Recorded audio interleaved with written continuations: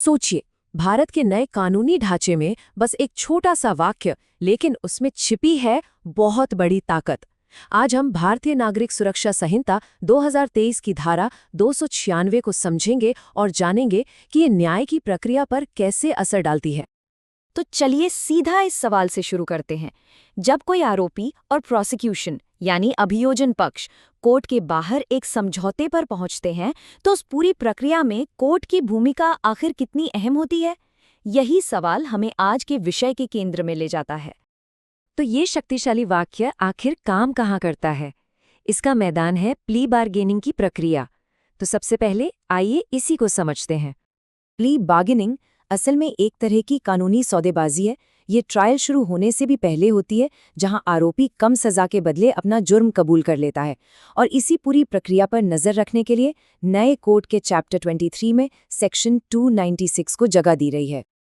अच्छा, तो अब जब ये समझ आ गया है कि प्ली बार्गेनिंग क्या है, तो चलिए अब सीधा उस कानून के टेक्स्ट पर चलते हैं जो बताता है कि इस प्रक्रिया में कोर्ट की क्या भूमिका है। देखते हैं कि सेक्शन 296 आखिर कहता क्या है। ये है सेक्शन 296 का पूरा टेक्स्ट। अब हाँ, पहली नज़र में ये थोड़ी भारी भरकम कानूनी भाषा लग सकती है ना? पर असल में ये बहुत सीधी बात कह रही है। चलिए इसको तोड़कर समझते हैं। इस वाक्य का जो पहला हिस्सा है वो देखिए, ये साफ साफ कोर्ट की शक्तियों का दायरा तय कर देता है। ये कहता है कि ये सारी ताकतें खास तौर पर इस अध्याय के लिए हैं, मतलब सिर्फ और सिर्फ प्ली बार्गेनिंग की प्रक्रिया के लिए। तो फोकस एकदम क्लियर है। अब आता है सबसे दिलचस्प हिस्सा। यहाँ जिस शब्द पर गौर करना है वो है सभी शक्तियां। देखिए, कानून ने कुछ या सीमित शक्तियां नहीं कहा, उसने कहा सभी। और बस यही एक शब्द इस पूरे सेक्शन को जबरदस्त वजन दे देता है। तो फिर सवाल यह है कि ये सभी शक्तियां हैं क्या? मतलब कोर्ट के हाथ में कौन कौन से अधिकार होते हैं? चलिए अब उस पर आते हैं जहां कानून खुद इसकी लिस्ट देता है। तो ये ताकतें कौन सी है? देखिए, कोर्ट जमानत देने के मामलों को देख सकता है, वो अपराधों के ट्रायल का संचालन कर सकता है और केस को निपटाने से जुड़े हर दूसरे मामले पर भी फैसला ले सकता है। सीधी सी बात है, कोर्ट ये नहीं कह सकता कि अरे ये तो सिर्फ एक प्ली बार्गेन है, हम जमानत पर फैसला क्यों दें। नहीं, उसके पास एक नॉर्मल ट्रायल वाली कोर्ट की सारी ताकतें मौजूद रहती हैं।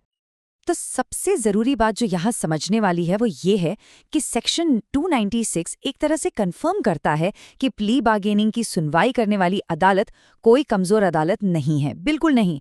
उसके पास इस संहिता के तहत दी गई पूरी कानूनी ताकत होती है। और ये इसलिए जरूरी है ताकि निष्पक्षता बनी रहे। और यहीं पर आके ये पूरा विश्लेषण हमें एक बहुत बड़े सवाल पर छोड़ देता है।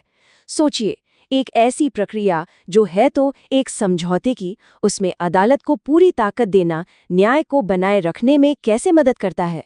ये सवाल ही इस कानून के असली इरादे को सामने लाता है, जिस पर सोचना बहुत जरूरी है।